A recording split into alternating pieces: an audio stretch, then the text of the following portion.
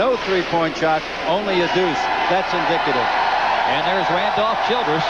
And a lot of attention will be paid to Randolph today. He leads the ACC in scoring at 21.3 points per game. Duke has won 7 straight against the Deacs here. They've dominated all time and have won already this season in Winston-Salem. And the Deacons win the opening tip. And quickly they go underneath the Rogers, and he drops it out of bounds. What a terrific pass, though. I mean, that's indicative. There wasn't a lot of caution there.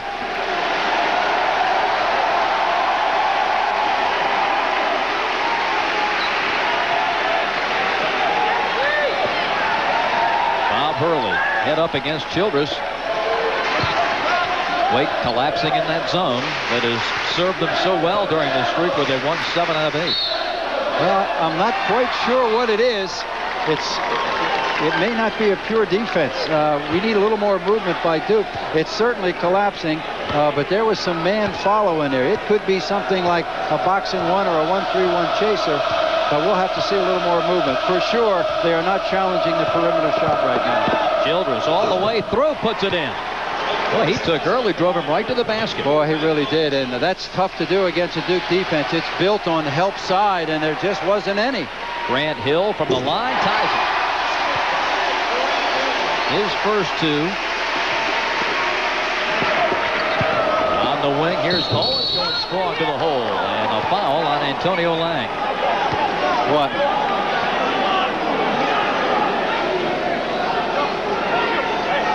The two-guard instinct by Childress here. He's not looking to set up anybody, being challenged by Hurley. He accepts the challenge and doesn't quite blow by, but he uses his strength and size to edge him out. The weak side help for the Blue Devils. Too little, too late. Trelawney Owens, a 66% foul shooter, misses this one. Deacons 71.2 coming into the game. I think it's really crucial, Bob, for the Deacons to find another double-figure score. We can assume Rogers and Childress are going to get theirs, but Lucas or Hicks or Trelawney Owens have to step up and have that big double-figure game. 15, 18, I think, if they're going to do well in here.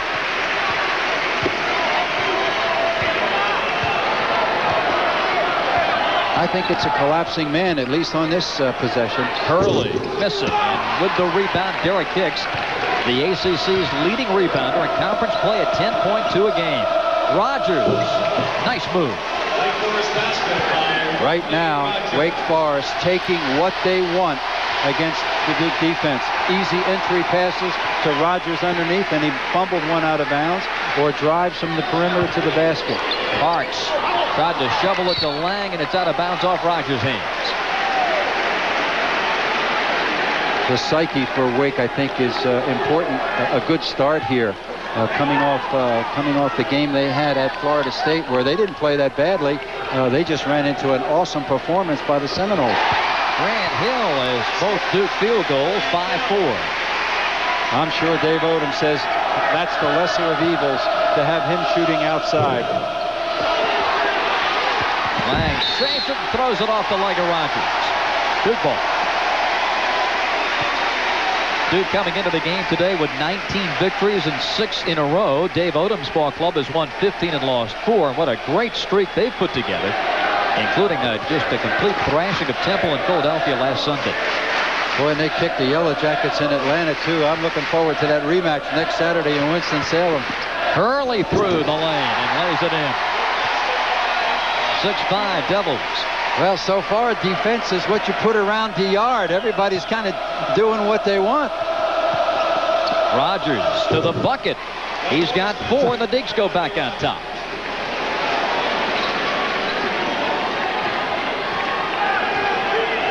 Hurley takes a look at what this defense will give him. Parks knocked out of bounds. Collapsing man, I believe, is what the Deacons are trying to do here. Yeah, but I think before this day is over, Duke's going to see some zone. Perhaps the outside shooting of Grant Hill early may give Dave Odom some second thoughts about that, but zone has been good to Wake. Here's Hurley saying Duke can play that game, and he goes by Childress.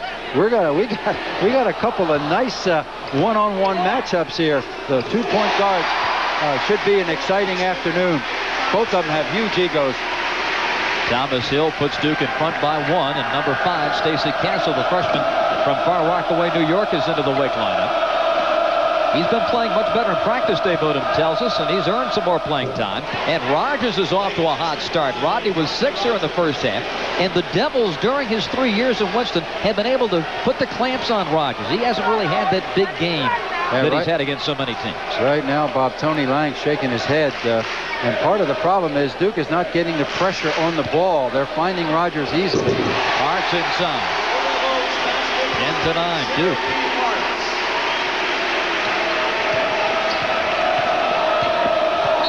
Castle, offensive foul, trying to get Hurley out of the way. There's that in-your-face defense by Hurley. Castle has really got to settle down. He's an attack guard. I mean, this is a Far Rockaway, New York guy that a lot of shake and bake and quickness, and he really likes to penetrate. And the challenge of Hurley, I think, there just got him to lose his cool a little bit. McQueen had a huge debut in here as a freshman. And I think the Wake people are hoping Castle can have that same kind of performance. Stacy's finding out what it's like to have to guard and play against Bobby Hurley in these 2 trips down the floor. One on the offensive end, he's got Hurley sticking to him like flypaper. At the other end, Hurley rubs him off his screen and Castle can't catch up. This is called Crash Course to the ACC. Yeah. I've seen that before. Inside. Nice play by Grant Hill. 12-6 Duke. Rogers. Here's Childress. Goes back for 3 and missed it. Cute little hop to get behind that line. Thomas Hill. Lang the offensive rebound and rejected by Blucas. The guard from Girard, Pennsylvania makes his presence felt. Time out on the floor. We'll be back after a word from our good friends at Bud Drive. Mike Krzyzewski's Blue Devils out in front by 3, 12-9 here with 15:44 left in the first half. Dave Odom, his ball club, ending a tough road stretch that saw them win at NC State and win at Temple before losing at Florida State. So far, the Dukes are 4 out of 6. Dukes 6 out of 10, and the Blue Devils have it as play resumes.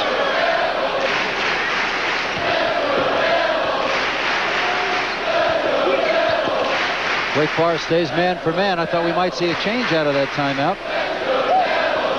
I think Duke prefers to play against the man. When they faced the Georgia Tech zone here Wednesday, stagnant in the first half. Yeah, they really did stand, didn't they, Bob? Then their defensive intensity increased in the second half, and the offense came over. Thomas Hill for 3. Boy, he did that all night against the Jackets when he tied his career high with 26. The least publicized of Hill, and Hurley. Tremendous athlete with a great stroke. I think he's going to have a future at the next level. And he's a terrific defensive player that people just forget.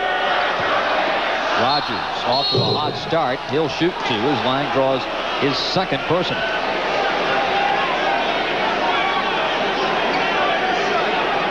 Rogers getting the ball at will. Normally it's much tougher for him. I'm sure Mike Krzyzewski's concerned about his overall pressure. He's coming with some substitutions now. Marty Clark and Eric Meek check into the Duke lineup. Lang and Parks go out. Setting a defense for a team like Wake Forest is when you start your planning is pretty easy. Okay, we got Rogers, we got Childress. We got to keep those 2 guys from, dominating the game and make the other 3 guys beat us. And so far, Childress and Rogers have pretty much been able to operate at will. As Rodney hits the free throw, he's got 7. Rogers and Childress have scored 9 of the Wake Forest 10. Tremendous numbers for Rogers, 5th in the conference in field goal shooting, 10th in free throw shooting. And already 8 points as Owens comes back in the ball game, and Derek Hicks will get a breather. Replacing Derek Hicks. Duke 15, Wake 11. Dave Odom making a comment about resting his players. He says, I got those double wides like Owens and Rogers. He says Duke has those greyhounds that can run forever, so I've got to be more concerned about going to my bench and rotating my people. It'll be warm in here. Meek was held by Owens. First foul on the Bladenboro, North Carolina junior. Wake Forest, Trelawney Owens. His first personal. Krzyzewski talked about going into this part of this long, tough part here with 4 games in 8 days and 5 in 11, and trying to get to a 9-person rotation. He's worked very hard at it. Hurley up and in for 3. Duke by 7.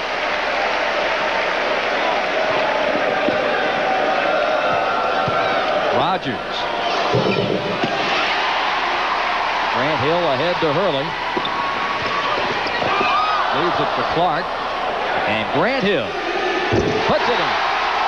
He's got 8, and Duke just like that, a 9-point advantage, and Wake Forest is going to talk about it.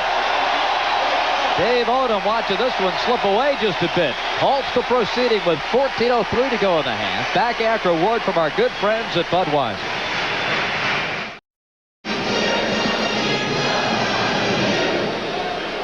The Deacons down by 9, and they're running into another buzzsaw. Duke at its best in transition, keeping the dribble alive. Nice kick out to Marty Clark from Hurley. He draws a crowd, kicks out to Grant Hill, who hits his 3rd medium jumper just inside the stripe. A 12-2 Duke flurry has put the Blue Devils in front by 9, 22-11.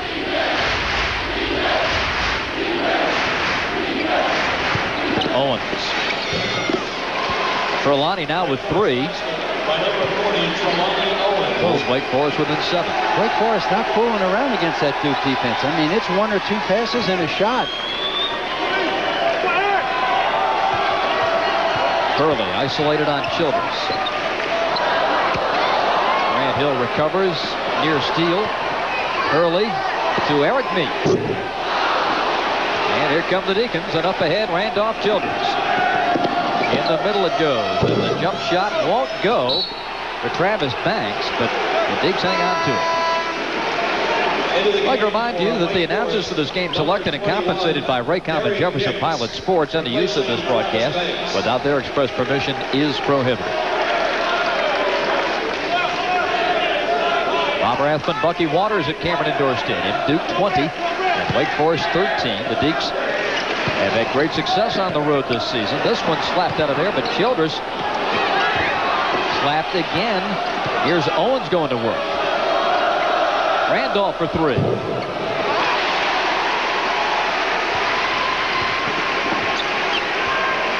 The Deacons second in the country in 3-point percentage.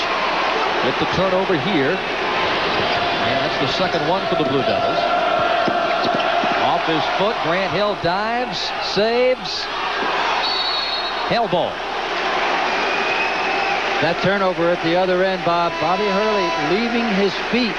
And this is a habit he's, I think, picked up just starting in the conference play. He's getting very hyper going down in there. He used to stay under control, keep his feet on the floor, and it's causing him a few problems. He's just not big enough to get up over people. Changes as Cherokee Parks and Kenny Blakeney check into the Duke lineup. Now we're going to see a zone. A flat 3-2 with Derek Hicks at the top at 6'9". Inside the Cherokee, and a foul on Bluegrass. Well, I'm amazed that Bobby Hurley can see through Derek Hicks at the top of that zone to find Parks underneath. Duke does such a great job, and when you've got a guy like Hurley, you can penetrating zones and getting the ball in the middle of the lane against a zone defense. I feel this way about Hurley. You know, Leitner last year a Player of the Year, and Danny Ferry a few years ago a Player of the Year. I believe Mike Krzyzewski is going to find replacing Bobby Hurley next year tougher than replacing both of them combined. He's just done so much for so many for so long. They just take him for granted. Cherokee Parks with 4. Duke leads by 9.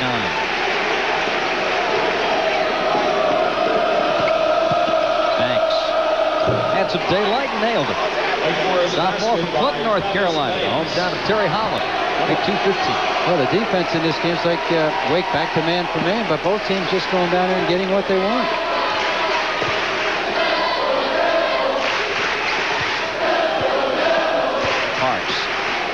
Good defense by Hicks.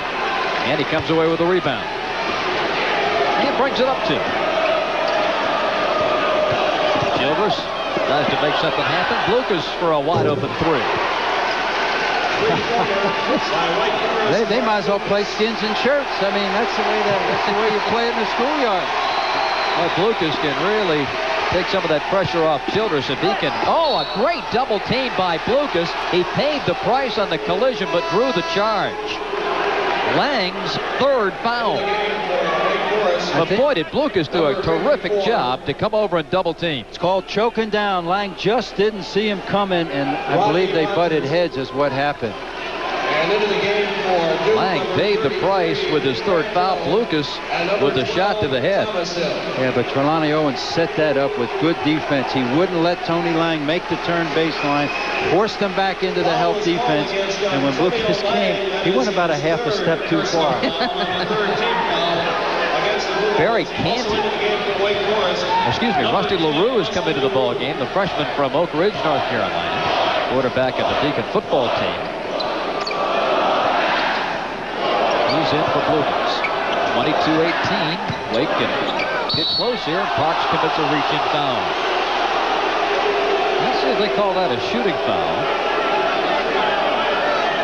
I believe Derek Hicks was thinking about it, but not a good foul. You don't like your center to get those. You like your center to get fouls that are kind of devastating, make water come to your eyes and make you think twice about coming down the lane, not when the guy's fading away for a jump shot.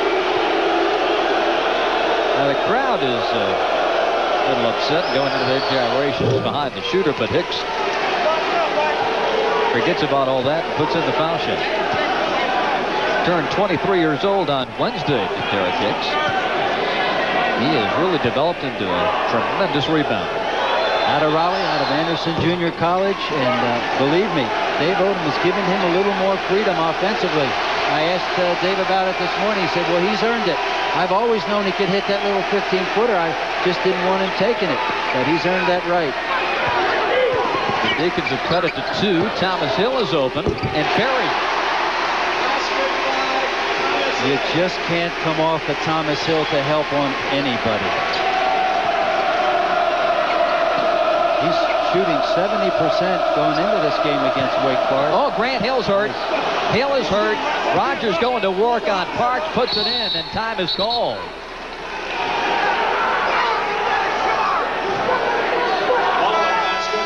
Let's see if we can see what happened to Grant Hill. Great match. A little tug on the lingerie there. Into the game for Wake Forest, number 25. And Grant will stay in the ball game. What'd you see, an ankle turn? I really... Yeah, those two have been at it before. And they were teammates on the development team against our dream team preparing for the Olympics. The reviews out of that by the NBA people likened Rodney Rogers to a young Charles Barkley. Wow. Grant just kind of walking off the injury. Hurley faking, gets Childress going, and we've got a foul on Childress before the shot. First foul on Randolph. 24-22. The Deacs have done a good job getting back into this ball game. Dave Odom called that timeout when it was a 9-point game, and the Deacs have cut it to 2. Well, both teams scoring at will, but they just came off one of those. They were shooting 61% at the half in Tallahassee, and they were down 13. They shot 57 for the game down there and lost by 17. So the problem's at the defensive end. The Deacons can score. Kenny Blakeney is fouled. Yeah, you score 94 points and lose by 17. Not a good thing. Well, some teams fire the defensive coordinator, but basketball, you don't do that. 6th team foul against Wake Forest. So Grant Hill going to the bench. And they're taking a look at that ankle, I believe. Dave Engelhardt, the trainer, down on one knee. Here's Kenny Blakeney going to the foul line. 68% foul shooter this year, leaves this one short. He was a big reason why Duke was able to survive that Clemson game earlier in the week. Blakeney off the bench to score a dozen against the Tigers. Krzyzewski credited Blakeney and Collins for great performances off the bench. Otherwise, they would not have escaped Tiger Town. 25-22 Duke.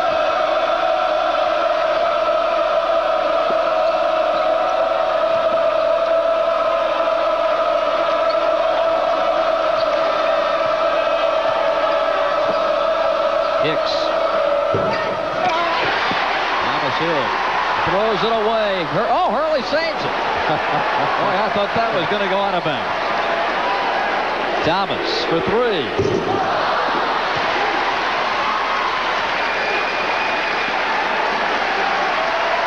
Duke showed 2-3 zone down the last time. I think it caught Wake napping a bit. Hicks had a wide open shot at 15 feet, which is a shot I'm sure Krzyzewski's willing to gamble on.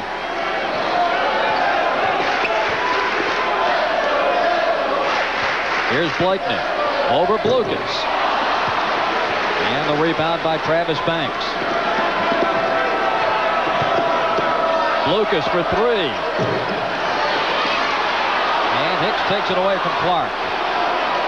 Childress. Randolph hasn't gotten into the rhythm yet. But he's getting shots for Blucas and Rogers, which is his job today as point guard. Hurley forces one. Thomas Hill is there, though, for the stick back. Thomas with 9. Duke by 5. Wake, one of the better rebounding teams in the conference. Great feed from Hicks to Rogers. Rodney with a dozen here in the first half, and his 27-24 Devils. I don't think Duke was unified on the defense that time. They switched from zone back to man, and everybody didn't get the signal.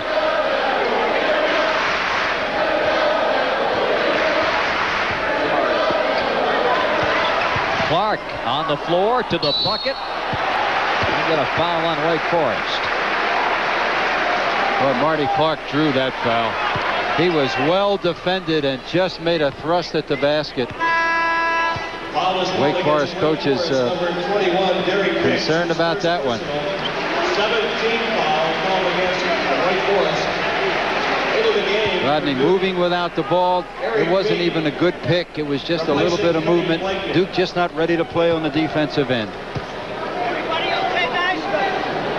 Marty Clark stepping up to the foul line, and has he been sensational this season? 92% at the line, and in ACC play, he's at 21 out of 22. Duke fans will never forget those free throws he hit in the Final Four against Indiana. Coming off the bench cold. He's a very confident free throw shooter. 5 out of 6 he hit.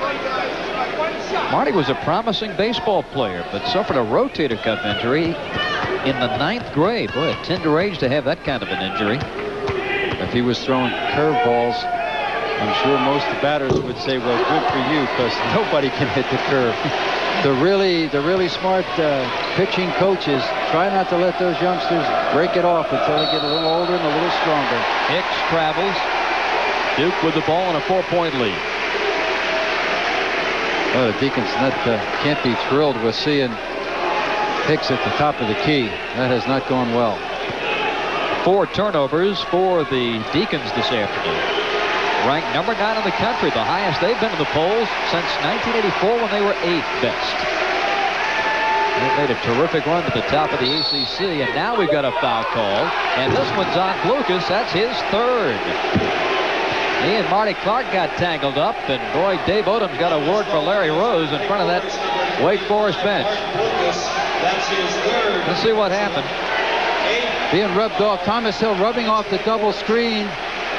Well, unless Marty Clark slid over at the last minute, it sure was contact. And it had to be on Blucas. He hit him right in the chest. I think that's one area of the screening. There's an awful lot of moving screens that aren't called. They're just kind of accepted. So Marty Clark, 1 for 2 at the line today, has a 1-and-1. Everybody's running this motion offense and the interchange with people. And the real theory of screening, you've got to be stopped and stationary, and especially when you're screening from the back. But everybody seems to be playing the same kind of offense, and it's just a given. There's going to be bump and grind.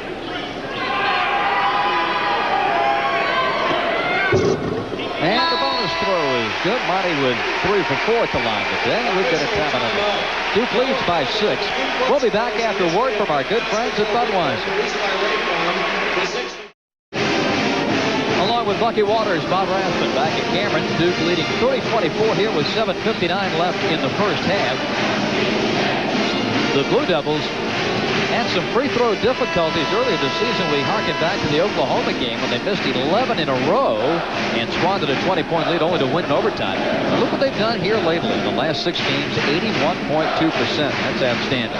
That's one of the things Mike Krzyzewski has carried over from Bob Knight, that they get to the line, they make more free throws than their opponents shoot, and it really catches up with you at the end of the game. When you're playing against the other team's reserve, you put pressure on all day.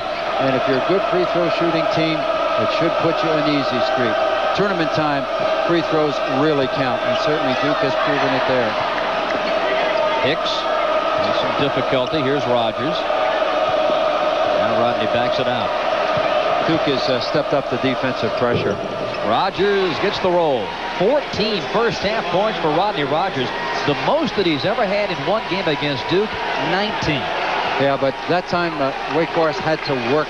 They had to work for a good shot. Earlier in the game, the defense just wasn't making that happen. Thomas Hill. And Rogers the rebound.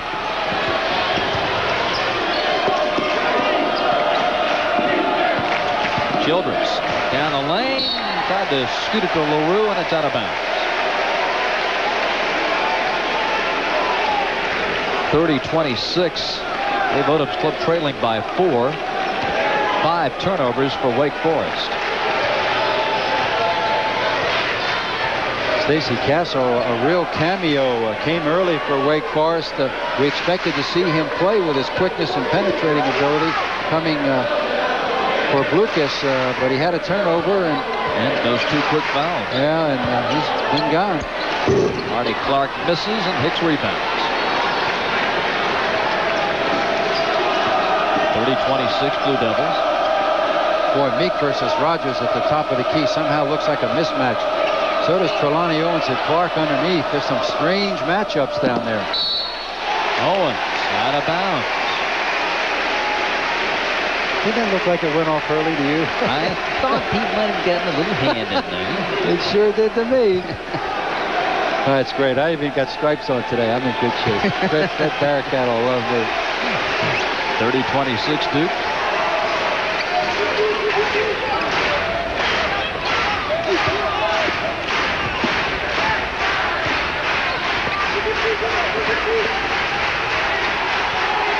LaRue on Thomas Hill, freshman on senior. Look for Duke to exploit that. Early had it batted down and punched ahead to Randolph Childress. And politely lays it in. Good play by Owens. Childress with only 4 points, and the Deacons are within 2. That is a tremendously good omen for Dave Odom and his team. You would figure without Rogers and Childress going off in here, they'd struggle. There's that matchup you were talking about, Bucky, but T. Hill couldn't get it to drop. Childress trying to explode past Hurley, and this time he draws the foul. Bobby's first. There's that 2-guard mentality. Play tough, expected to kind of handle the ball and get things going. But when you challenge Randolph Childress, most of the time he'll take it, as will Hurley. All of the good things, smart things that Bobby Hurley does, he will forget a little bit about time. If you come up there and challenge him, he wants to beat you. He may take it a little quick. The Deacons can tie the game with a 2, take the lead if this one goes, and LaRue's got it to put Wake Forest on top 31-30. Rusty LaRue with his 5th three-pointer of the season. And the Deacons have come from 9 down to lead. Thomas Hill way short, and the rebound to Hicks. Childress head up, takes a look at a lot of white jerseys, and pops the 3, missed it. Grant Hill fouled by Rogers. First on Rodney. With only 5 precious fouls, you hate to pick one up like that. Yeah, but inside of 5 minutes first half, as assertive as he's been, that wasn't too bad. 19th foul against the Deacons. 31-30, the Deacs on top. They have picked up 4 road ACC wins this season. That's the most in 11 seasons. You know, we had them early, at least I saw them against Florida State, and they just didn't have much confidence, and they lost to the Seminoles in overtime in Winston. But now this team has a definition and a confidence that, boy, those road games will give it to you. And they've done it, I think, 2 ways. One, going away from trying to pressure everybody man for man, going to more zones. Second thing I think they've done is they've moved Rodney Rogers around. And when you get a great player like that and you run the same offense, but he comes at you from 2 or 3 different places, it drives you nuts in preparation. You'd almost rather they go with different sets to exploit their star player. And he's thrived on it. Hill goes 1 for 2 at the line. Tied at 31. LaRue hit one from that same spot a moment ago. This time turns it over trying to feed Rogers. There's that senior experience. Great athlete. Folks, he doesn't have Velcro gloves. Those are just great hands.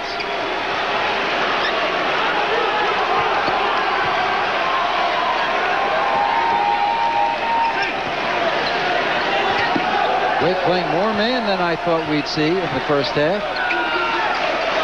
It's been good to him. Parks strong to the bucket, over Hicks to score. Cherokee was 6, Duke by 2. Off the glass, Duke comes the other way. Hurley. Fortuitous bounce to Collins, inside Thomas Hill. Parks got a hand on it. Punched out of bounds, Duke ball. 3:49 left in the first half and a 2-point game in Durham. Duke 33 and Wake 31. We'll be back in a moment. ACC basketball is brought to you in part by your local Toyota dealer. Cherokee Parks has scored 6 points here in the first half for the Blue Devils. You see him going to work inside here. Key to that move, no bounce. Also, very little help. Hicks cannot handle Parks under there one-on-one. What you have to know, though, is from whom are you helping? You don't help from Hurley, you don't help from Thomas Hill. If you help from Grant Hill, that's a pretty good risk if he's at the 3-point line. Having said that, I believe Grant's 4 for 4 today on medium jump shots. So that's why coaches get the big bucks. 33-31 Duke with the lead and the ball.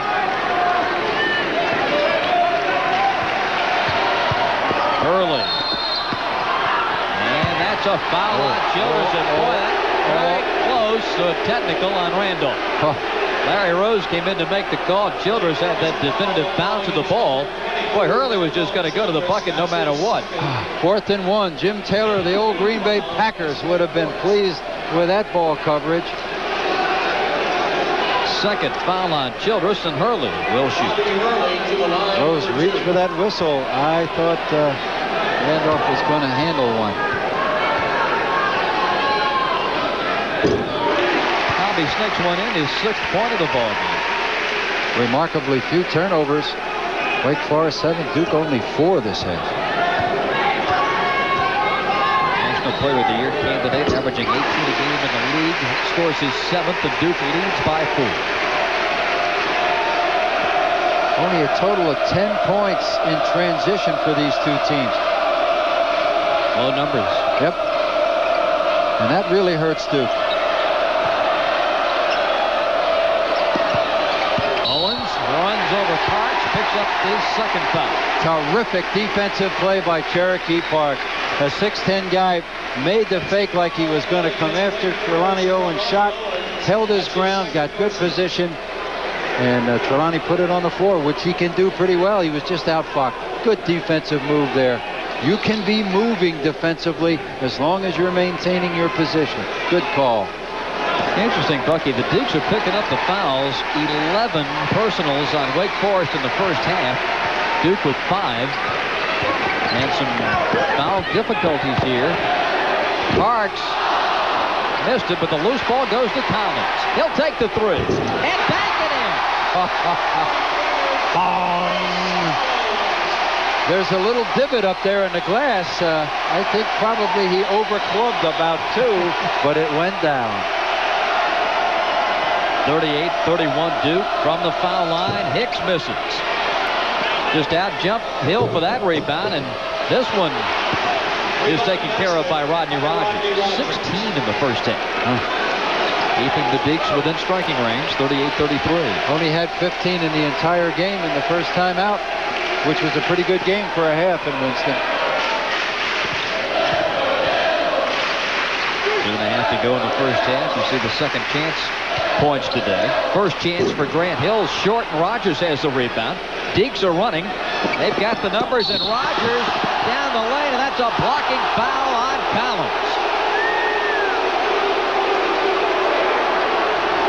Boy, the guts of a second-story burglar to take a charge on Rogers. Or an attempt to. Got called for the blocking foul. Boy, that surely could have gone either way. Boy, Collins. His daddy was tough. Old Doug was tough. He inherited some real risk-taking genes there. That's the ultimate driving machine at high speed coming down that lane. Rodney 2 at the line. Make it 3 of 3. 17 in the first half.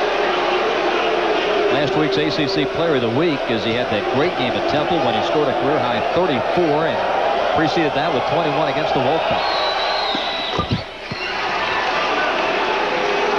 Dave Odom's got to look up there now, 2 minutes and 18 seconds, and say, we're in great shape here.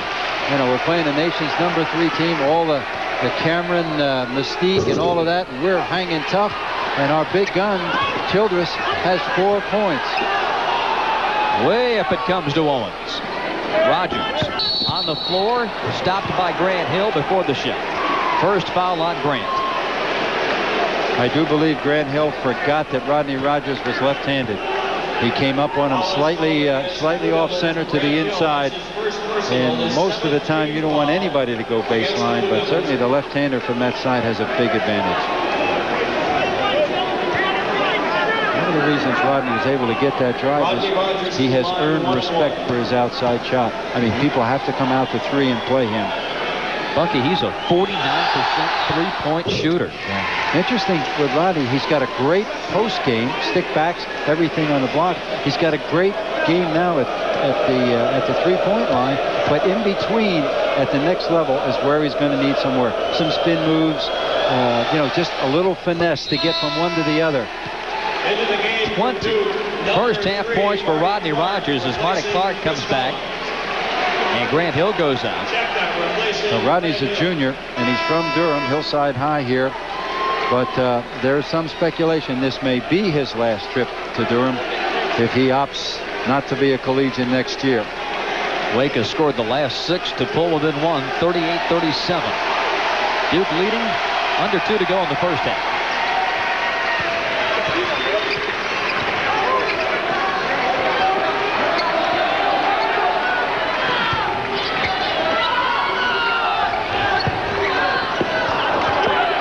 Both teams really have toughened their defense. Shot clock at 20.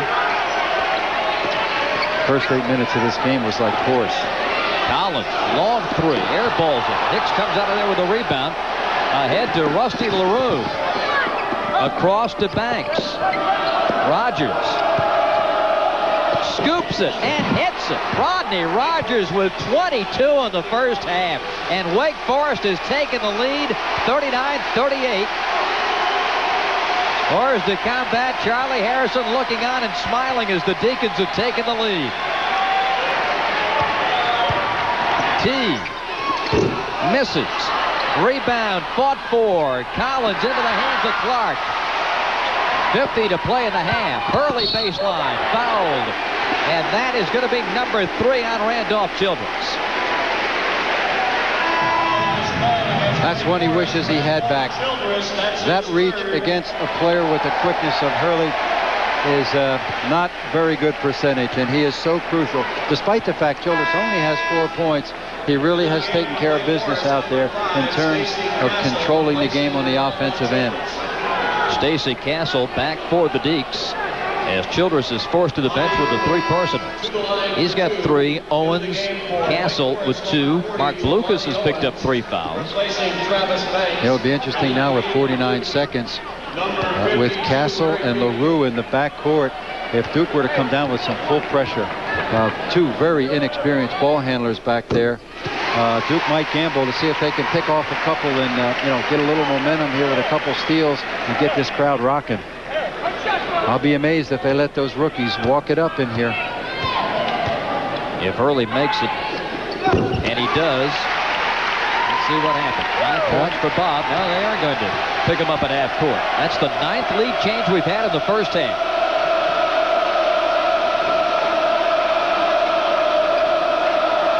That's the game clock that you see. The shot clock's about 3 seconds ahead of that.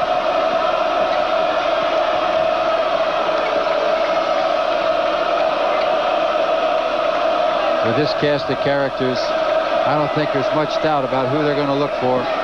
Might it be this gentleman? Yeah, I think so, yeah. He may give it up once more. He may not. Who knows he's going to make the move. Rogers with 10 seconds. Hicks back to Rodney. Pass. Nice pass. Great lay-in for Rogers. And the Deacs lead by 1. Hurley with 3, 2. Loose ball. Parks. That's a buzzer. It goes. And the Dukies take a 1-point lead at 42-41. It seemed that every loose ball the last 7 or 8 minutes went to... And rebounding has been a concern for Duke all year. And there's Hicks. He said earlier this season that he patterned his play in rebounding after Tree Rollins at Clemson. Well, you couldn't pick a much better big man to pattern your game after when it comes to rebounding. He led the ACC to Tree in 75 and 77 in rebounding. Except for one thing, one's like a little pine tree and the other one's a redwood. Well, here's one of the Rogers out of the start of the second half. Wake Forest had the ball. They go right to him, and Rogers just gallops right down the side of the lane to lay it in. Not a good sign. Not a good sign at all for Duke. Just dribbling the ball, laying it up against their defense is just not something people are accustomed to seeing. Thomas Hill misses. He's now 4 of 13 from the floor. The foul was called on Derek Hicks. It will be his second. The other night against Georgia Tech, Duke trailed by 2 at the half. They were in this kind of a game, except they were down 2 instead of up 1. And what happened was they came out furious on defense and broke the game open. That's not a good omen for the Duke fans. Rogers finds Childress for 3. Got it. Randolph, uncontested that time by Hurley, drains his first 3 of the game, and Wake has its biggest lead at 4. Wake Forest is second nationally in three-point percentage at 48. They can do it. They can do it. Are isolating Childress. That's not what Krzyzewski wanted. Not a jump shot. He wanted Hurley to attack Childress and try to get that 4th foul.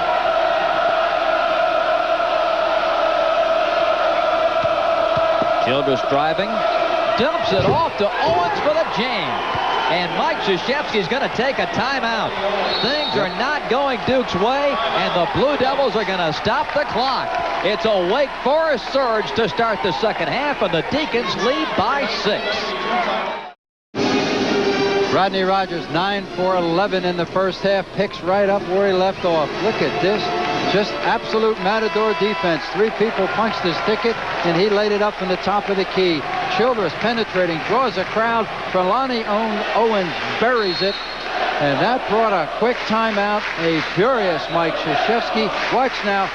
The timeout isn't over. He says, folks, I'm talked out. You either get out there and sick them, or we're going to get beat. I got nothing more to say. Thomas Hill finds Grant Hill. T for 3. Got it. Second three-pointer of the day for Thomas Hill. I don't think Coach Krzyzewski's talk got to that level of detail, but it was something like that he wanted to see. Mostly, I think he wants to see defense. I think he wants to see his team get excited about playing defense, too. Here's Owens missing. Grant Hill saves it. And into the hands of Thomas Hill and ahead to Hurley. Parks. 5 straight after the timeout, and Duke's within 1. Rest assured that somebody either taped that talk or took good notes. Whatever he said, it worked. Owens inside, puts it in. Trelawney's hit a couple of tough shots here in the second half. 50-47 Wake Forest. Number 10, Rusty LaRue back into the Deke lineup.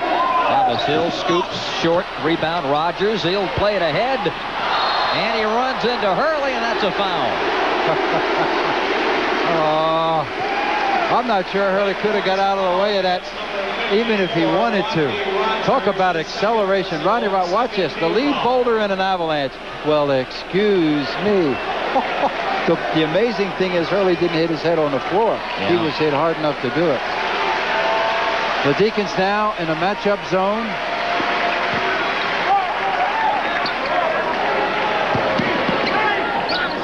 Thomas Hill loads up, missed it. Hasn't been able to hit 2 in a row today. Here's Childress. Hicks from 15. That shot just hasn't gone for him today. Out of his range. No, he's not hit it, and there's absolutely nobody on the boards. There's 5 white jerseys were the closest to that board. Parks just took it away from Rogers. Tried to squeeze in a bounce pass to Lang. The held ball will give it to Duke. Duke has not gone after Childress yet. Trying to get that 4th foul. Grant Hill, they really haven't gone to Grant. He scored 9 in the first half, but I think too that maybe that ankle's a bit sore. He twisted in the first half. Hasn't shown any sign of a limp, that's for sure. Rogers steps in and steals the bounce pass. 3-on-1 with Clark back. Rogers, boy, difficult pass to Hamlin. He kicks it out of bounds. Spacing that time a problem for the Deacons. Looked like 2 semi-trailers side by side on an interstate, trying to make a delicate exchange. I mean, I think Rodney gave the ball up to Trelawney Owens and said, "Steam it and drain it." And Lonnie went into kind of a little cruise control there, tried to give it back, and that was just a little too much passing for those huge bookends. Still a 3-point Wake Forest lead.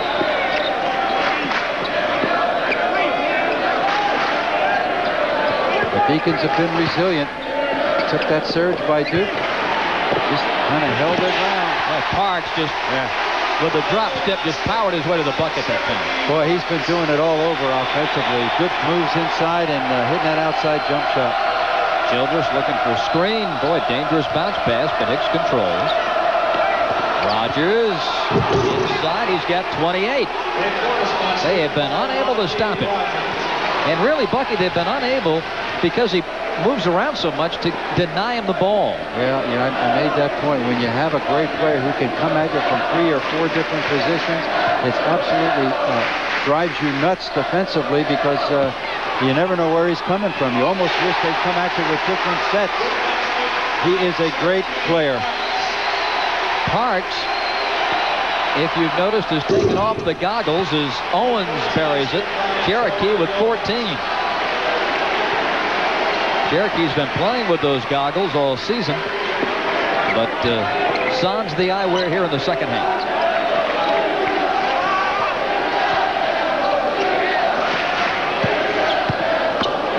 Nice. Antonio Lang's first basket of the game. Pulls Duke within 1, 54-53.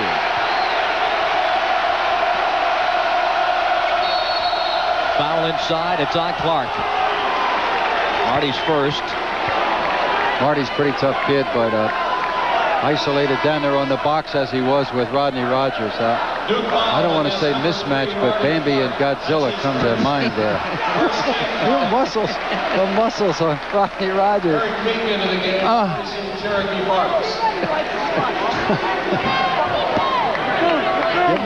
Marty Clark's got me saying, "Get me out of here." Childress missed it, but Hurley got him. And that's the second foul on Bob.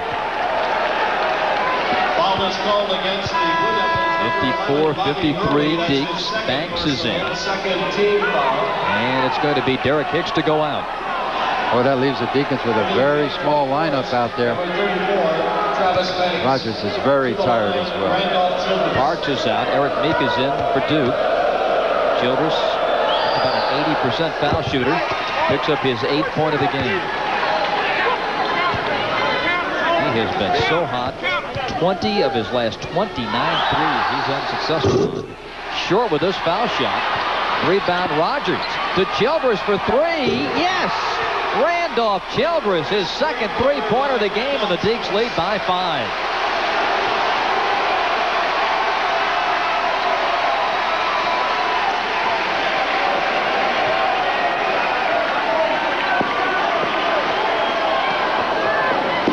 Clark, and that is going to be a foul on the Deacs. Scooter Banks with his first. Wake Forest now back in a 1-2-2, kind of a traditional 1-2-2 with Childress at the top. We saw a little bit with Hicks at 6'9" at the top, but the Deacons didn't stay in it. Clark, baseline. Eric Meek, fouled by Banks. And Travis has picked up a couple here in rapid succession. Boy, the Blue Devils see zone and they think dribble penetration. I mean, most teams think pass, rotate, cut, pass around the outside. They just take the ball, drive it in the crease, you know, convene a little group there of different colored jerseys, and then just pick out something. They really attack a zone. Eric Meek, 6'10" sophomore, made his first collegiate start against Georgia Tech here on Wednesday night.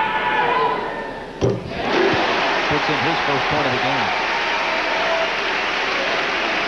He had 5 points and 3 rebounds in the first matchup. Won by Duke, 86-59. Today, different story. Deacs by 4, 58-54, with 14-13 left. Like a guy's getting ready to putt. It gets so quiet in here. 58-55.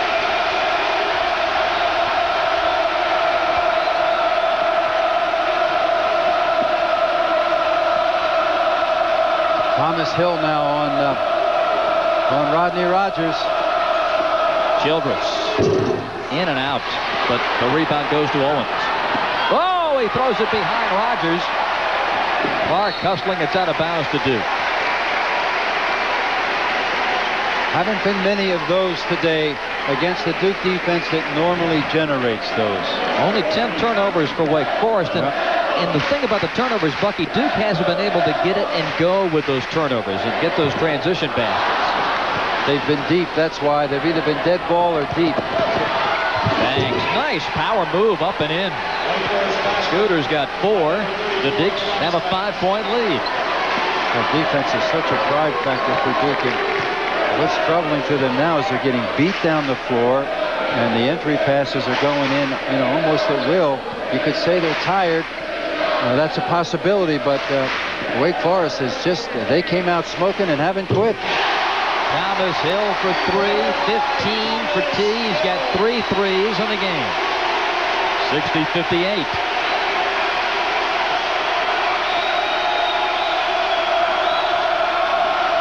Owens beats Meek. Daylight buries it. Jelani Owens a little quick for Eric Meek on the perimeter. Jelani in double figures with 11. Here's one of those double-figure guys you were talking about, other than Rogers and Childress. Clark. Down the lane goes Lang. Rogers rebounds. 62-58 Wake Forest. This is going to be a struggle for Duke unless they can get their defensive pressure up and get the ball out and get some breaks. If they stay in a half-court game, they're going to struggle all day. Thomas Hill with the personal, his first.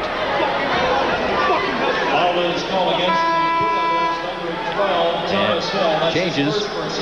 Here's an update from Clemson. The Tigers still leading Virginia 54-51 in the second half. Well, that Clemson team, Bucky, is awfully tough at home. They go on the road and things fall apart, but at home, some kind of tough. Yeah, they've got a lot of good athletes. They've had some people in and out all year long. I think they're going to be dangerous at tournament time, and I still think they have a shot for the big dance, but they've got to do it quick. Banks up and in, and you wonder about Grant Hill still on that Duke bench. There doesn't appear to be any ice or anything going on, but He's certainly been sitting there a long time after going 4 for 5 in the first half. 64-58. Hurley for 3. Rebound to Owens and taken away by the Devils. Clark had it blocked by Hicks, and Owens has got it. Boy, the long arms of Derek Hicks saved the day for the Deacons that time down the floor. Childress, number 4. He threw the forearm to try to clear Hurley and picks up his 4th foul with 11:39 to play. And immediately Dave Odom goes to get Stacy Castle. We've got a timeout on the floor in Durham. 64-58 Deacons. Back after this from Budweiser. ACC basketball coming up Wednesday night from Chapel Hill as the Tar Heels take on those Clemson Tigers. That comes your way at 7. And then on Thursday night, the Blue Devils hit the road as they go to Charlottesville to meet Jeff Jones and the Virginia Cavaliers, also at 7 p.m. on Thursday.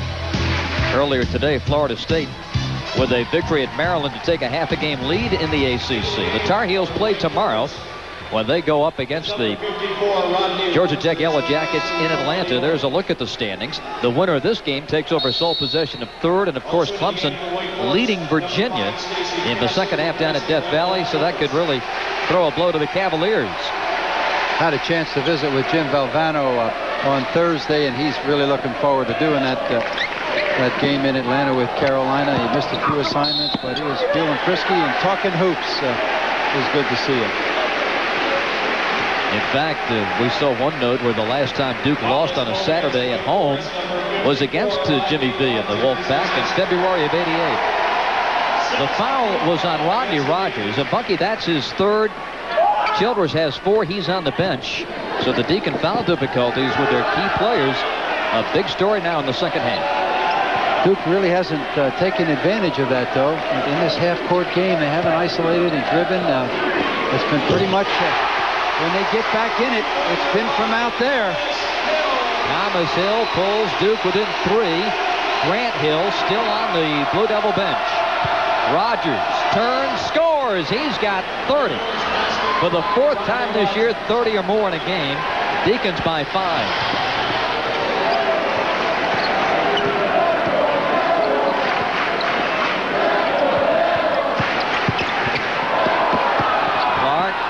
Away. Blucas went diving for it, but it's out of bounds to the Devils. Terrific effort by Blucas, who had never scored against the Blue Devils before today. It's given him a nice afternoon. A reminder, friends, to stay tuned for the Players of the Game Award brought to you by Nations Bank. Kenny Blakeney, number 4 for the Blue Devils. 66-61, Wake Forest, 10:33 remaining. Freshman Castle out there on Hurley. Dangerous matchup for the Deacons. A lot of experience there, even though Castle's a terrific athlete. Gives Hurley a little room. Bobby penetrates, and we've got a foul. His 3rd on Castle. That's all Bobby needs is a little room. Terrific high school career in Far Rockaway, New York. Kind of thrust into the limelight here with the injury to Harrison. And he and Blucas in that backcourt, there's just not a lot of experience there. I got to believe that Krzyzewski's looking at that rookie pair out there and saying, boy, I'd really like to go get those guys, but I'm looking at my team and they look a little heavy-legged right now. Maybe I better save it. The Blue Devils move into the bonus. 10 minutes and 16 seconds, and they're going to be shooting the rest of the night. And look at Wake Forest in terms of the Duke team fouls. They won't be in the bonus for a while. Duke with only 3 fouls so far here in the second half. Randolph Childress and Trelawney Owens back for Wake Forest, and there's Randolph. Picked up his 4th foul at 11:39, so he wasn't on the bench long. Well, it's a calculated risk by Dave Odom. I think it's a good move. I think if he's going to get a win in here, he's got to get a full cup from Randolph Childress. I expect the Deacons will go zone, however. Here's the press. Not as effective now as it might have been with those rookies in the backcourt. I think that's what it was intended for. Rogers zips it to Blucas for 3. Got it. Nothing but net for Mark Blucas, his second 3 of the game. One of those high school centers, great stand-up jump shooter, and the Deacons have found him today so that he could do his thing. Thomas Hill missed it, hit the shot clock. It's out of bounds to Wake Forest. The top of the board is inbounds. The shot clock is not. All the edges are good. Childress now will be challenged by Hurley. He got his 4th foul on a charge. And Hurley's the kind of a guy that can come up there and just kind of tantalize you into making the move. And he's so quick, he can still draw that charge. Childress bumped, takes it, and hits the shot. Randolph with 13, 9 in the second half. 71-63, and Wake keeps pulling that lead out. It's now its biggest of the day at 8. Parks fouled, and Rogers just picked up number 4. Yeah, again, when you got a marquee player fouling a guy going away from the basket, it makes your stomach churn if you're the coach. That's not a good percentage. Cherokee Parks posting up, sees a sea of yellow jerseys, goes with a fadeaway. Just not a good percentage. Into the game for Wake Forest. So Rodney will have to come out with 4 fouls and 30 points in favor of Scooter Banks. I think that'll be a cameo too. There's an interesting stat though about Duke. With all their experience, all of the big games they've been in, they're only 4-3 record-wise in games that have been decided by 10 or less. I find that absolutely amazing. You know, obviously with their pressure defense and their fast break, they blow so many teams away. But you think with good guard play, which they have, good coaching, which they have, good defense, that is just an amazing stat. You'd think they'd be very, very good in the close game. That free throw shooting again being one of their strengths. Parks got his goggles fixed, has them back. He's got 16 points. 71-65. 9 minutes to play.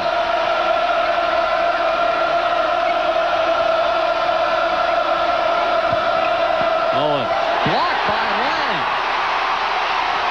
Duke is running. Hurley for 3. That'll bring the house down.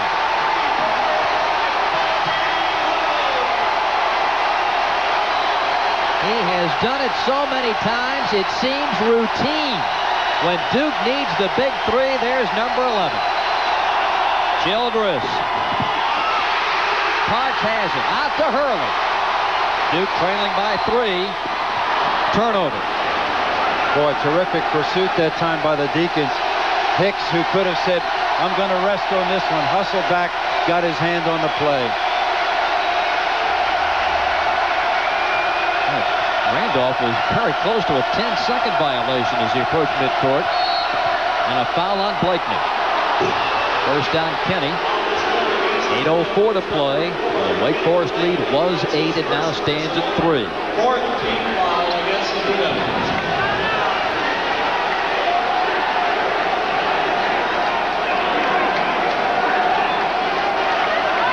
Rodney Owens catching some air right now. Just 8 minutes left. I think we can see for his re-entry quickly, because those big guys are not that valuable when you're either chasing or protecting the lead at the end. Mark Blucas hits another one. His 3rd three-pointer. And the Digs go up 6. Boy, that kid's hit a couple of big shots here in the second half.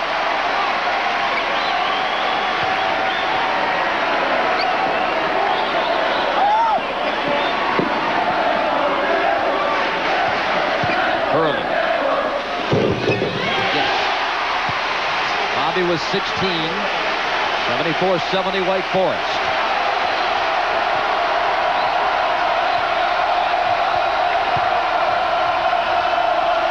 Hicks, gun shy, feeds it inside, blocked, and a foul. And the foul will be, I believe, on Lang. I wish I had a good answer for why Grant Hill is not out there, nor has he been. And he is at the end of the bench with trainer Dave Engelhardt. And I'm wondering, Bucky, if that ankle that he turned in the first half might be bothering him. There you see the All-America. The Blue Devils, number 21, Antonio Lang. It's his 4th It has to be injury. He was 4 for 5 at the half and came back in the second half, but we have not seen him since very early in the second half. 4 fouls on Antonio Lang as he comes out. Marty Clark comes back. 7:15 to play. A 74-70 lead for the Deeks as Trelawney Owens steps up. Trelawney with a big day of 12 points. Had a big game against the Tar Heels when they knocked them off in Winston-Salem, when he had a big first half in that game, scoring 12 of his 16. And he puts Wake Forest up by 6 on a timeout on the floor. 7:15 to play in nervous times at Cameron. Duke trailing. We'll return after this from Pepsi. It's time now for the Pizza Hut delivery of the game. And if Wake indeed pulls off the win here, they'll look to young Mark Blucas as one of the men who delivered in the clutch. A very unusual delivery pass for a three-point shot. It was a frozen rope along the baseline, a line drive. Normally that skip pass goes over the top, but the Blue Devils were not building their defense from the baseline out. And Rodney Rogers, who scored enough on his own, has decided to make his teammates a little bit better. 3 threes for Blucas. Deeks by 6. Blakeney seized the opening but missed the shot. Randolph Childress looked out from behind.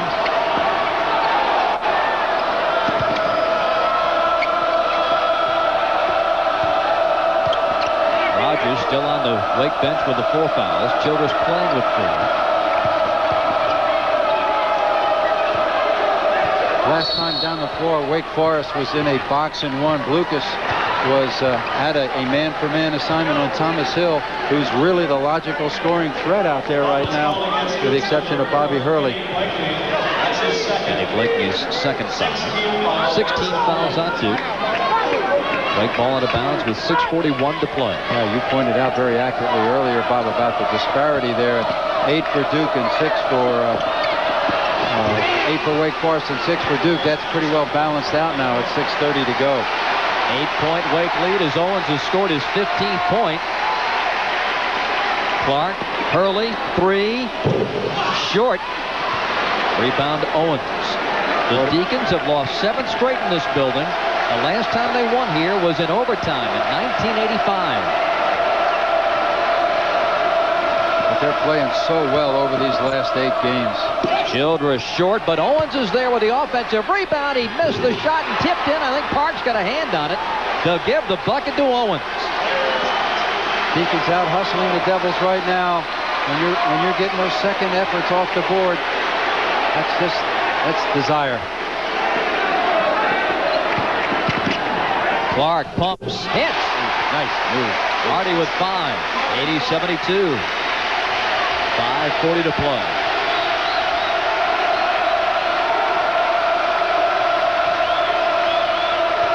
Blakeney and Clark now getting critical minutes here. Lang on the bench with 4 fouls for the Blue Devils. Childress spins in. Short. Fights for the rebound, but can't control it. Blakeney has it. Over to Garrick. Childress is hurt, Bob. Childress, in fighting for that loose ball, had Blakeney all over him. And the Wake trainers are out to check on him. Well, when you're going for that ball and you have somebody land on you. Boy, he's a warrior. 4 fouls, all of that, coming off a year of knee rehab. There's the play. Just great hustle effort. He and Blakeney. Look at the play by Blakeney. Has enough presence of mind to pick that ball up and kick it over. Blakeney just looked like falling on Childress' head. Castle coming back in, along with Rodney Rogers. So Randolph will be out. And I would think for just a minute or two, he can shake it off. He's standing by the Wake bench. And they could go in as one-time allowance. Yep, he's going to go right back to the scorer's table. 80-72, Wake Forest. Lucas still tracking Thomas Hill. Matchup box. Wake Forest has been shooting lights out all day long. Here's Parks. Missing. Hicks fights over Lang for the rebound. His 10th rebound of the game. And they can't say the defense worked. If you're in a box and one, the one, which in that case was Thomas Hill, is really not supposed to handle the ball. Hicks from 15, short. Hicks has been unable to hit that shot today, has been Derek Hicks. Still the Deacons lead by 8. Clark. Nobody on that offensive board for the Devils. And I think Dave Odom would like to take a little more time down here offensively. Faces Castle, Blucas inside Rogers.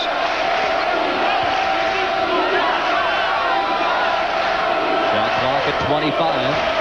There's no pressure on the ball. Duke not putting pressure on the ball. Blucas, his 4th three-pointer today. Mark Blucas with a dozen, and the Deacons lead by 11. Devils missing Grant Hill defensively, and certainly they're missing him offensively. They're like a tired fighter right now, and Wake just won't give him room to breathe. Clark. Oh, what a move. Marty was 7.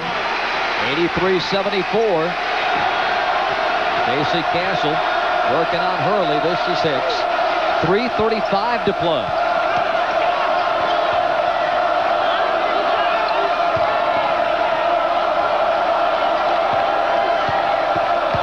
Virginia has taken a 3-point lead at Clemson. Lucas, not this time. Rebound ball knocked out of Lang's hands by Hicks, and Rogers retrieves. Huge break for the Deacons that time. But, you know, all afternoon it seemed that Duke managed to get that careless loose ball.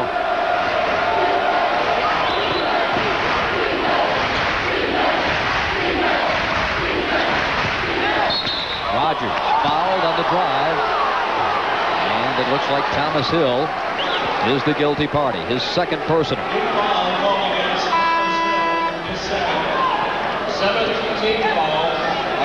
83-74, the Deeks lead, and here's what they've got coming up Wednesday at home against the Maryland Terrapins. Then the Georgia Tech Yellow Jackets come to Winston-Salem. Still road games at Clemson and Carolina, and home games with Virginia and State. So in terms of the home court, heavily in favor of Wake Forest, and what a terrific job, Bucky, they've done on the road. Absolutely. Over the last 8 games, they've just been a different basketball team. This one is out of bounds to Duke. Dave Odom contending that Marty Clark just kind of shot-putted that ball out of bounds, but it'll go to the Devils. Timeout on the floor. We'll be back after a word from our good friends at Budweiser. Our Pepsi game summary. Mr. Rogers, the Durham Bull, has had a terrific day. 30 points. He's missed only 2 shots. Duke, and perhaps the biggest key for the Blue Devils here is what has happened to Grant Hill. We haven't received any word, but he played only the opening minutes of the second half, then went to the bench, has not returned. And here's what happened on that Rogers miss at the front end of the 1-and-1. Wake Forest claiming that Marty Clark right here throws it out of bounds, but the ball went over to Duke, and they will have it as play resumes. 2:52 left. Along with Bucky Waters, this is Bob Rathbun at Cameron Indoor Stadium. Wake 83 and Duke 74, each team with 2 times out remaining. Deacons still in the box and 1, but they're letting Thomas Hill handle the ball. That could be expensive. Out of bounds, Duke with it. 2:44 to play. There are 2 guys that can burn you now from 3 out there. Thomas Hill and Bobby Hurley. Hurley for 3. In and out. Boy, didn't it? Huh? That did 2 victory laps and came out. Childress, that's a block on Hurley. Tried to work around the Hicks screen. Bob picks up his 3rd foul. Dave Odom has got to be squirming on a bench there. That is so close to a charge on Childress, and he's already got Charlie Harrison, his other point guard and ball handler, on the bench next to him with injury. I'm sure he doesn't want to go into this last 2 minutes and 30 seconds with rookies in the backcourt against what you know is going to be a furious assault by the Blue Devil defense. Boy, the Deacs have missed 2 front ends of 1-and-1s here. One by Rogers and one by Childress. Probably 2 guys you'd at least expect to miss front ends. Particularly with the Deacons leading here and playing so well. Hurley misses. Rebound, Blucas. Gives it to Harrison, and Randolph, banged by Parks, now brings it up. Randolph goes through, stops, pops, and hits. Boy, was that a tough shot. One more dribble, and he would have eaten that ball because the Blue Devil defense was waiting for him. He's a terrific athlete. 85-74. Timeout. Duke, they could not get a receiver, and Blucas's pressure forced Thomas Hill to call the timeout. 1:59 to play. The Deacons looking to spring the upset. Will return after this from the Atlantic Coast Conference. Believing in yourself is the basic underlying theme of winning anything, and from there you start to pick up on hard work and determination. I swim long events, and there's a really direct relationship between the amount of work that you put into it and what you get out of it. It's probably in swimming one of the most direct relationships of any sport. When you put in the work, be it in the classroom, be it in the pool, you can't be denied what you deserve.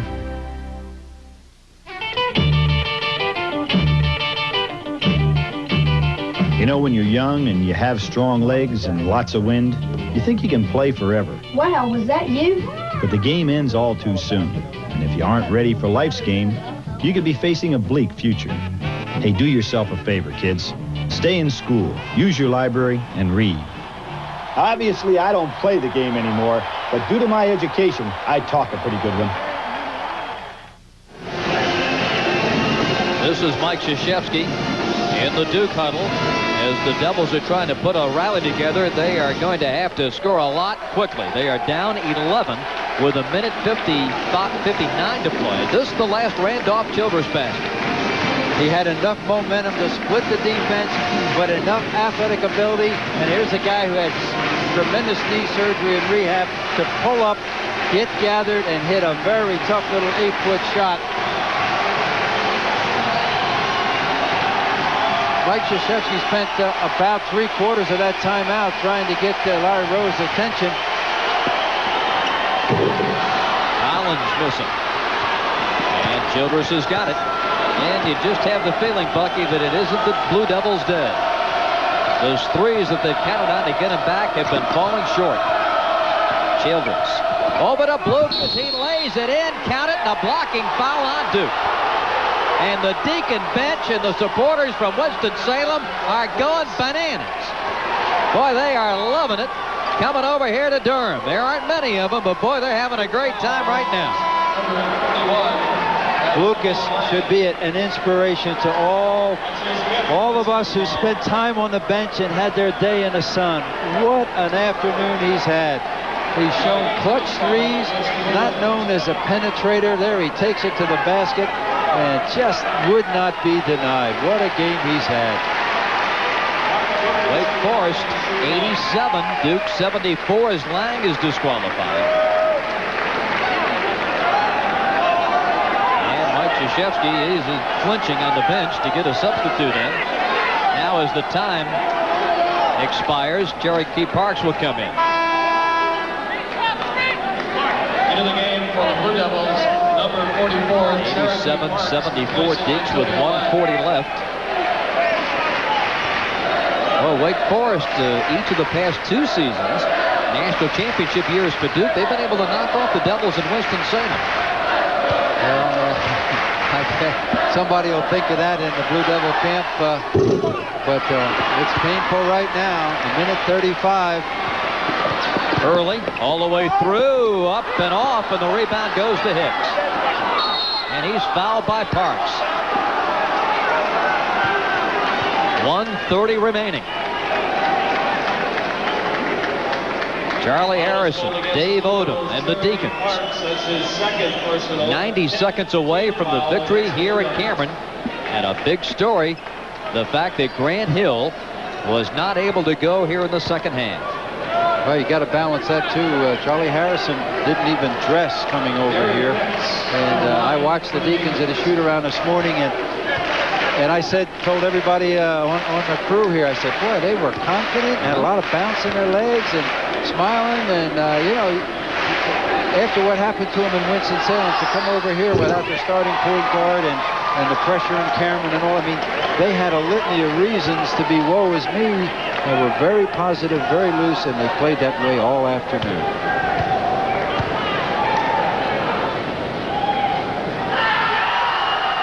Derek Hicks has scored 4 points today. He's had a bushel basket full of rebounds, and the Deacons lead by 15.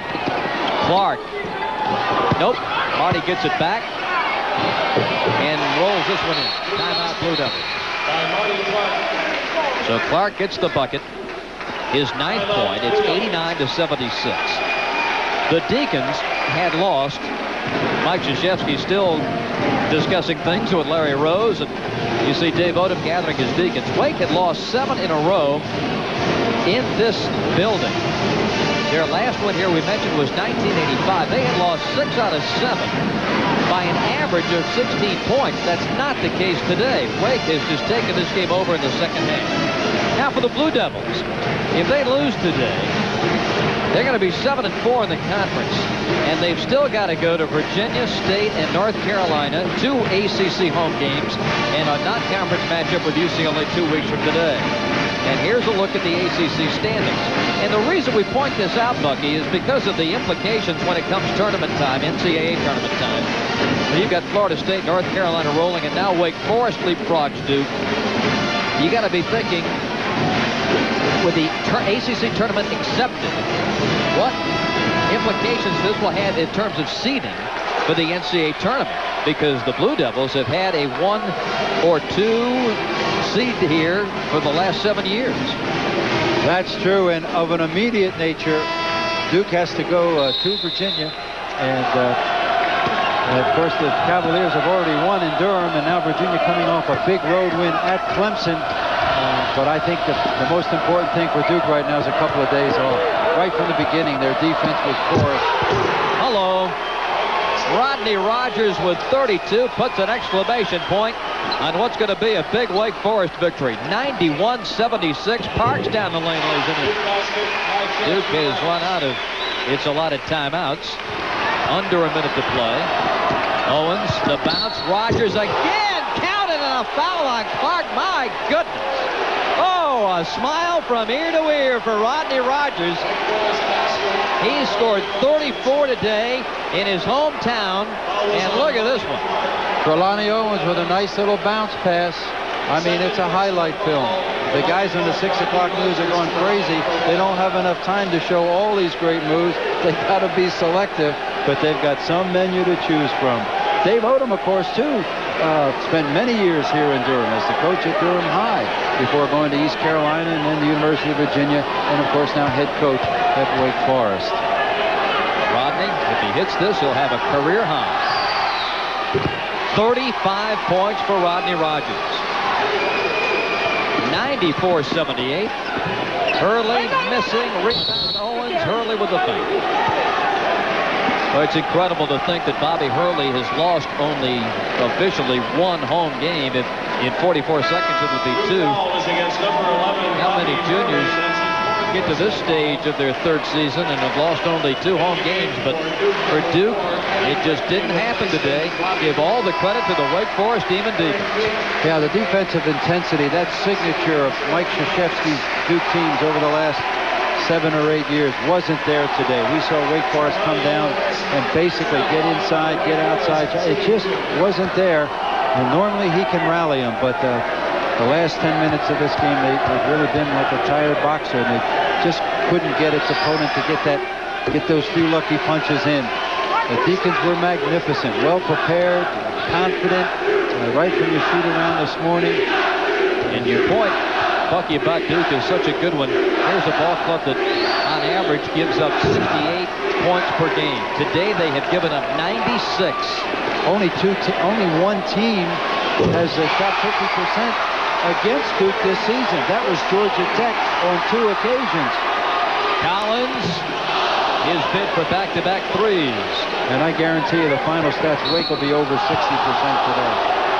So when you analyze that over the whole schedule, one team, Georgia Tech, the only team to shoot over 50% against Duke. They did it twice, and for the Deacons to come in here and just have their way, I tell you what, the next time the Blue Devils practice, there will be some emphasis on the defensive end. But that's all right. It's a long season. Nothing really, really important happens until March and April. But it's a day for the old gold and black. They'll be talking about this one for a long time. Owens hits a career-high 20 points. Trelawney has scored 17 in the second half. Still a mystery there. It has to be an injury. If so, what kind? How long? Owens puts them both in. 28 seconds left. Coming in for Wake Forest, Bobby Fitzgibbons, number 42, gets a chance to be a part of this victory. 98-81 Deacs. Collins from long range. 98-84. And here's Blakeney with the steal. That three is blocked by Rogers. What's Rodney Rogers doing on the floor with 16 seconds and a 14-point lead? Enjoying himself. Yeah, he is, but all I can see is that tired guy like that turning an ankle or something. Yeah, I know what you're saying. 98-84. Collins scoops it up and in. First with 11, but too little too late. Boy, that last three of his was from Hillsborough. I guess so. Here's Rasmussen. David in the ball game, and that's going to do it. The final score from Cameron.